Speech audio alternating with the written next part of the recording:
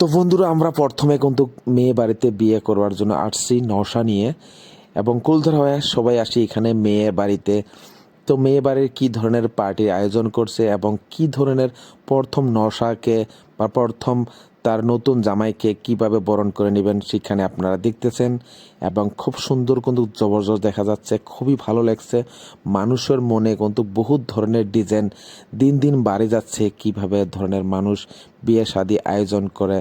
তো এই ধরনের ভিডিও দেখার জন্য এই বিয়ের আরও নেক্সট ভিডিও আপনারা দেখতে থাকবেন এবং পেজটা সবাই ফলো করুন এবং সে এখন দেখেন ওয়াও জবরদস্ত।